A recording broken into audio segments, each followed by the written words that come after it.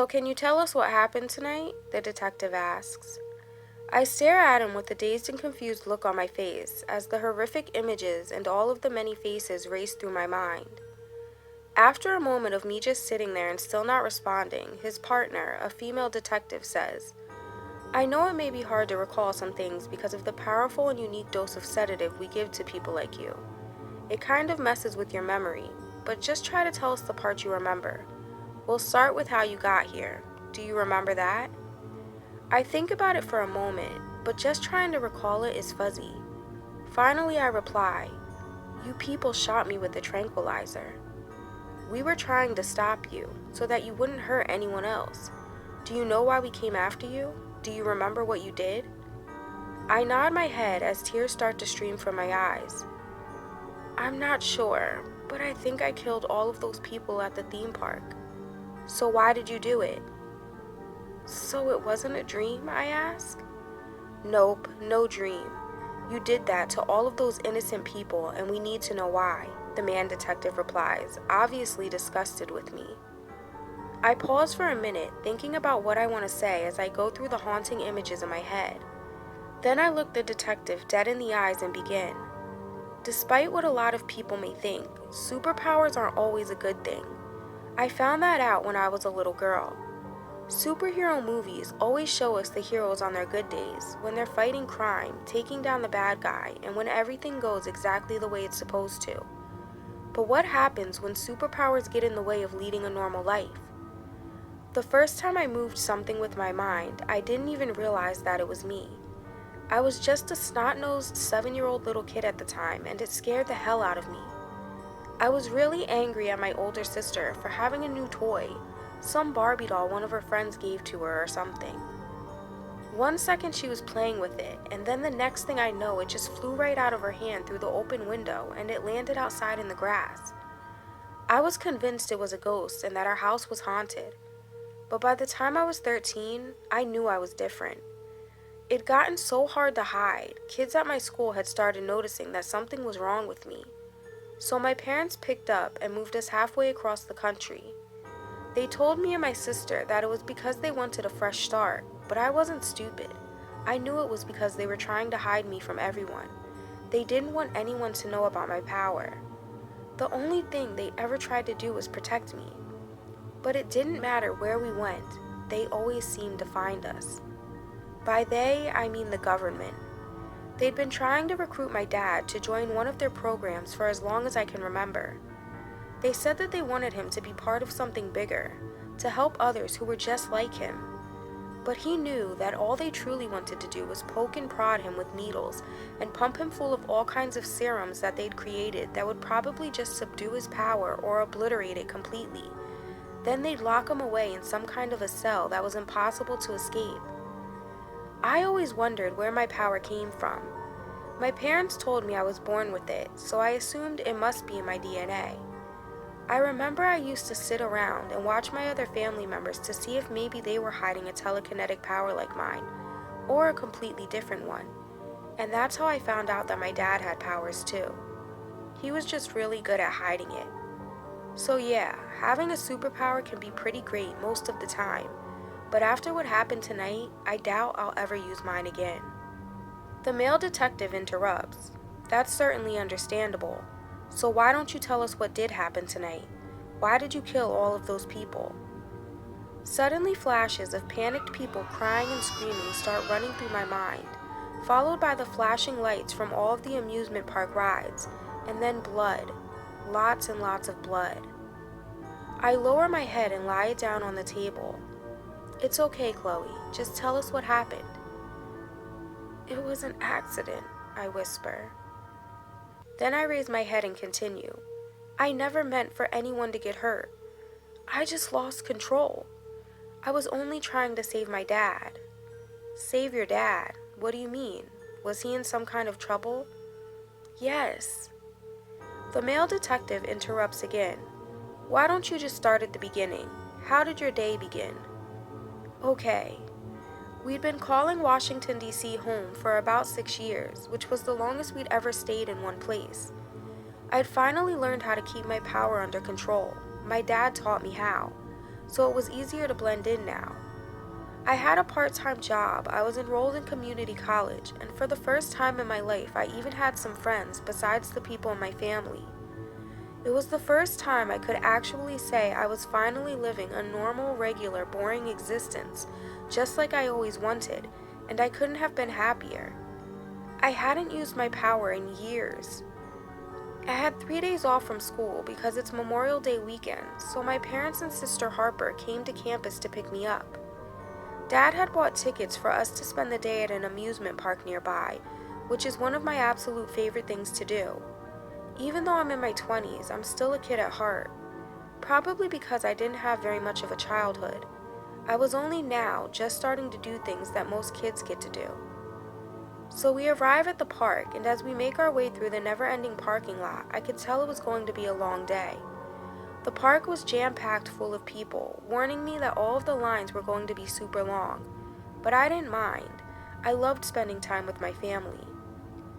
I pause there and rub my temples as I start to hear all of the screams and cries of agony flood my head. I tell the detectives, "Oh, my head. Just thinking about this is giving me a horrible migraine." Just then, a voice comes over the loudspeaker. "Give her pH 221. Then a moment later, someone walks in with some pills and a bottle of water. The female detective tells me, "This should help ease some of the effects of the drugs that are blocking your memories." I swallow them and continue. Little did I know that that would be the last day we'd be together. As we enter the park, we're stopped by one of the employees who's standing at the entrance taking pictures. "Would you like me to take your picture?" she asks, grinning from ear to ear. We happily agree and then gather together with our arms around each other's shoulders and huge smiles on our faces. We spend the entire day there, and when it starts getting dark, Mom says that she's tired and ready to go home. But Harper and I didn't get to ride our favorite roller coaster yet, and we couldn't break tradition. It was something that we did every time we came there. So while we head over to wait in line, Mom and Dad go to get some ice cream. Luckily, the line isn't too long. There's a group of giddy teenage girls standing in front of us. They're watching the new Justin Bieber music video on one of their phones, and in front of them is a young couple holding hands, waiting patiently for their turn to get on the ride. As the line inches closer, I start to get butterflies in my stomach. The screams of the other passengers make me second-guess myself. Harper can tell I'm nervous. "Come on, Chloe, you know it'll be fun. Do you realize that you do this every single time and then can't stop talking about how great it was once the ride's over?" I must admit, it's nothing unusual for me. As much as I love roller coasters, I get really nervous every single time I'm about to ride one.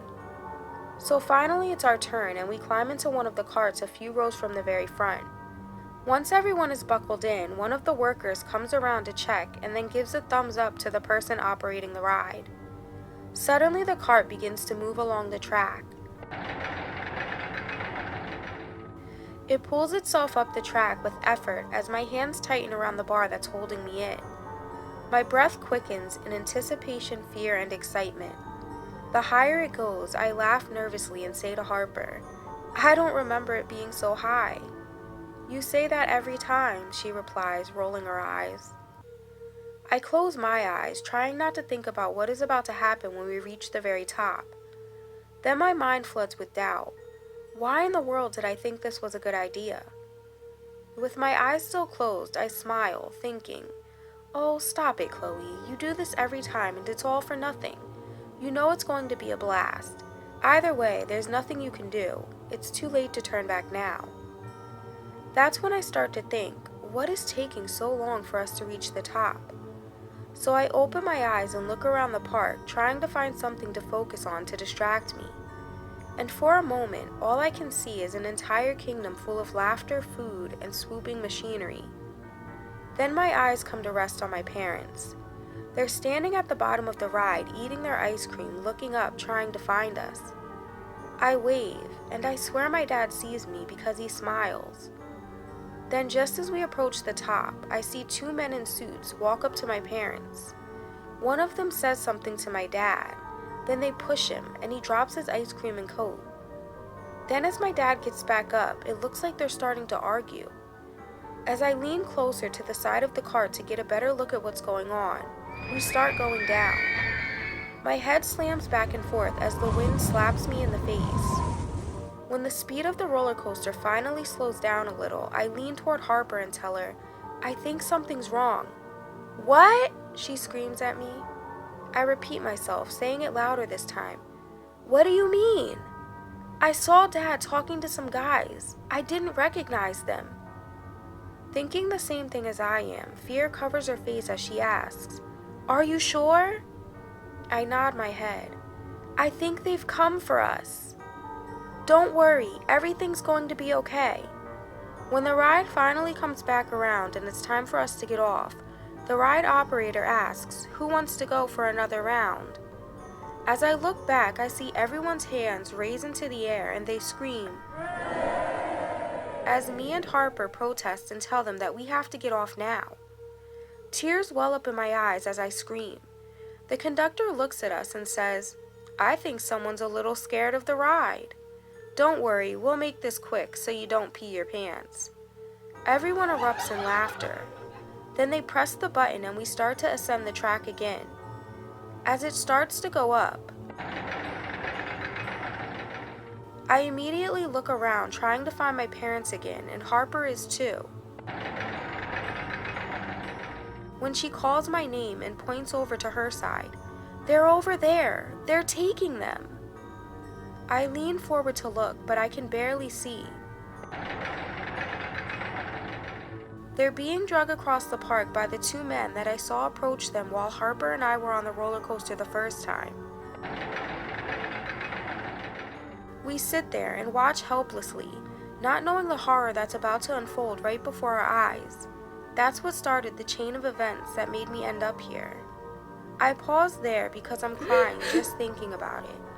The female detective says, "It's okay, Chloe. Take your time. I know this is probably hard for you." She offers me a tissue, and after blowing my nose and recomposing myself, I dive back into the story, now remembering the horrifying sounds of the roller coaster's chain clicking as it pulled us higher. That's when Dad uses his powers on the man who has a hold of my mom.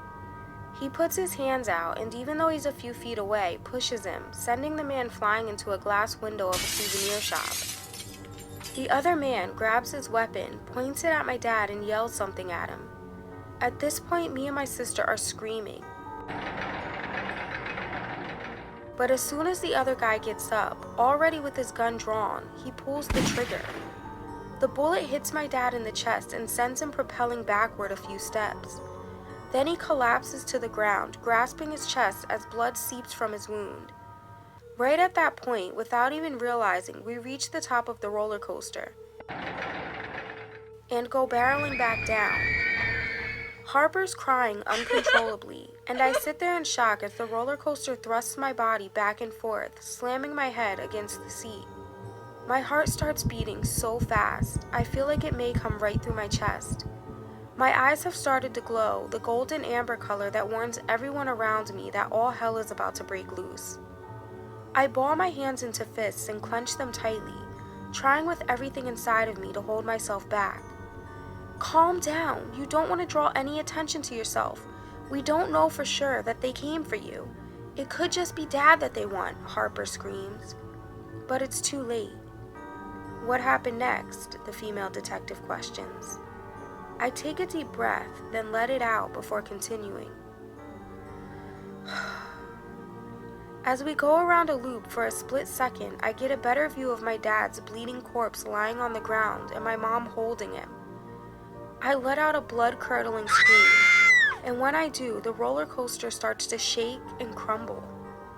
Harper yells, "Stop it, you're going to kill us all." But due to my uncontrollable rage, everything she even said at that point is now muffled and distorted in my mind. I let out a second scream because of all of the pain that I'm feeling deep inside.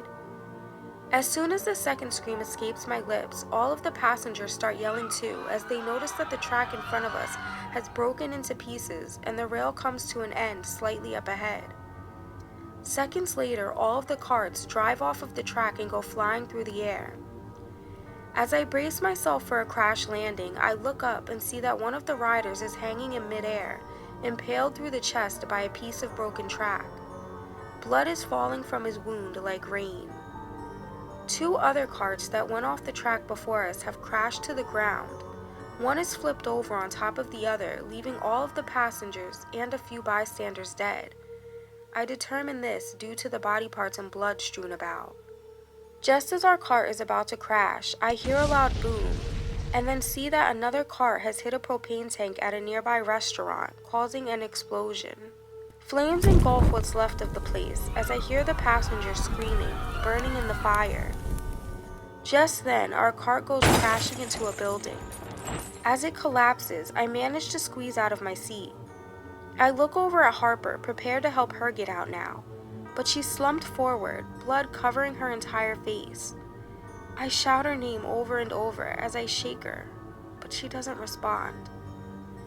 I don't want to leave her there, but I know she's dead, and I feel like I shouldn't even be around her since I'm the one who caused this to happen.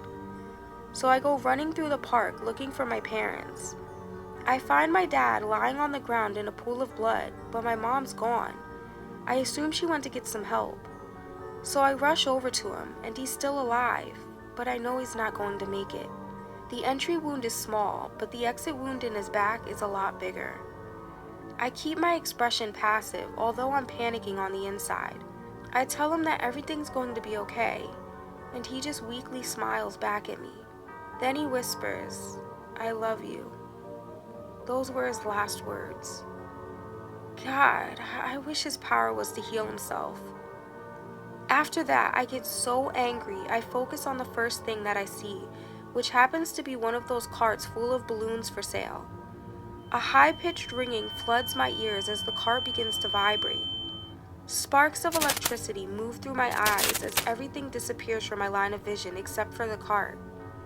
It's rattling so hard now that some of the balloons come loose and begin to fly away. Then it goes flying across the park and crashes to the ground right in front of the two men who tried to take my parents. One of them gets up and starts stumbling about, trying to hobble away. Even though it may have seemed longer, the whole thing happens in only a matter of seconds. The other man finally gets up, turns around, and when he sees me, he starts pointing and speaking into his earpiece. If they didn't already know I had powers, then they know now. I start walking toward them. I can hear the screams of panic as everyone runs away from me, but I don't blame them for being afraid. Just as I approach the men, they place their fingers on the triggers to their weapons, but before they have the chance to shoot, I've already tossed the guns into a nearby trash can. They look around dumbfounded, not understanding how their weapons just got ripped from their hands. My mom comes running over to me. Then she places her hand to my face. "You're bleeding. Are you all right?" I wipe the blood from my nose. "Yeah, I'm fine." "Where's Harper?" "I'm so sorry, Mom. I killed her. I should be the one that's dead, not her. It should have been me." "It's okay. It wasn't your fault. It was an accident," she tells me. I'm so angry at myself, I start to cry and turn my focus to the merry-go-round next. As it starts to vibrate, the men attempt to get away. My mom is standing right behind me, and I warn her to get out of my way. I try to warn any others who are still standing around waiting to see what I'm going to do. I tell them to run, to get out of there. Some listen, but others don't. I don't remember the merry-go-round flying through the air and crashing to the ground. I don't know, maybe I blacked out, because the next thing I know, I'm grabbing a hold of both sides of my head and I fall to my knees. My head is pounding. I've gotten a dull headache before after using my power, but nothing ever this intense. That's when I noticed the merry-go-round lying halfway across the park. The one man who tried to take my parents, the one who was injured by the balloon cart, he's crushed beneath it. And seeing him lying there dead, I felt like I should feel sad, but I didn't, not even a little. This is where things really get sketchy. Some parts I remember and then others I don't. "That's all right, you're doing great. Just tell us everything you recall," the lady detective replies. I take a sip of water. "Okay. So then the glass from all of the storefronts just shatters and the shards go flying in every direction. I scream, "Get out of here!" I'm trying to stop myself, to get my power under control. I'd never had a problem doing it before. I could start and stop using it whenever I wanted, but this time was different. Some of the shards hit the other man who tried to take my parents, cutting his face to pieces to the point that he's not even recognizable. Then the Ferris wheel begins to vibrate and rattle, and I see a little girl standing nearby clutching a stuffed bear, and she's crying for her mommy. I walk over, and the fear that I saw in her eyes, I'll never forget it. She thought I was going to hurt her. "Did you?" the man detective asks. "No, of course not." "Well, not on purpose. I was just trying to warn her to get out of there before she did get hurt." I kneel down and gently touch her arm, and then the next thing I know, she goes flying across the park. I saw her get up and start running after that, so she must have been okay. I don't remember much else after that. So you don't recall how the Ferris wheel ended up in the parking lot? No, sir. I mean, I guess I must have done it, but I don't remember. Alright, Chloe, what happened after that? It started to get really windy, like a storm was coming. But the strange thing was that the wind was only surrounding me. And I noticed that it wasn't swirling around me. It was pushing down on me and everything in my vicinity, more like intense pressure. Cans of soda lying on the ground are being squished completely flat, and then the tilt-a-whirl ride falling victim to the pressure too. I hear it start to make a popping sound and see that the metal is slowly giving way to the pressure. Its screams sound almost like a human's as it bends and moans. I could feel that something really bad was about to happen, so I start screaming, telling everyone to run. There are only a couple of bystanders left at this point, and my mom is one of them. I try to turn my attention away from her and focus on something else, but I can't. My eyes are locked directly on her. When she sees me looking at her, she begins to approach me. I back away as I shout, "No, get away from me." But I don't think she can hear me over the wind pressure. And she knows I'd never hurt her. That's why she just keeps coming. I can see her mouth moving. She's calling my name. She gets so close, she's almost in arm's reach, and as I reach out my hands to try and stop her, the enormous gust of wind that was surrounding me goes rushing toward her. I stop there and start to cry. The detectives give me a minute, but then urge me to continue. I wipe the tears from my eyes and snot from my nose. I killed her too. The pressure of all that wind, it just crushed her into nothing. There wasn't anything left of her but tiny red particles that I can only describe as blood mist floating through the air. The blood is now gushing from my nose and my head feels like it's going to explode. I look around the park at all of the destruction I caused. All of the bodies just lying around in droves. Men, women, and children.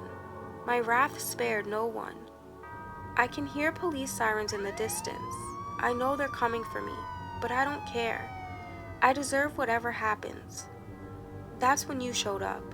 I had my hands in the air, and I was following all of your commands, but you still shot me with the tranquilizer. The man says, "What did you expect?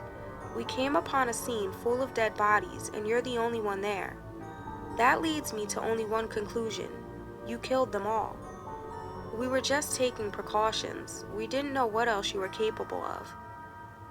I'm sorry. I know me saying it won't change anything. It won't bring all of those people back. But I truly am sorry for what I did. We're sorry too, Chloe. Sorry for the loss of your family, the lady detective tells me. Thank you, I whisper. Suddenly there's a knock on the door, and then 3 men enter the room and close it behind them. One of them starts whispering something into their earpiece. Then a moment later he nods his head and says to one of the others, "She's the one we need." Just as someone walks up behind me and sticks me in the neck with a needle. As my eyes begin to close, I hear a familiar voice that I recognize as the same one that came over the loudspeaker, and then I see a man in a white lab coat enter the room and say, "I'll take it from here. She's going to be joining the EMP." One of the detectives asks, EMP, isn't that an electromagnetic pulse? The man lets out a chuckle and replies, no, but we already have somebody who can do that too. It's the Evolutionary Mutation Project, and I think she's going to be a strong asset to the team.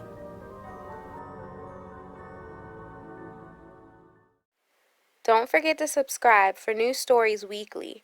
See you next time on Nina's Nightmares. Really? You're supposed to click the like button, not me. Ugh.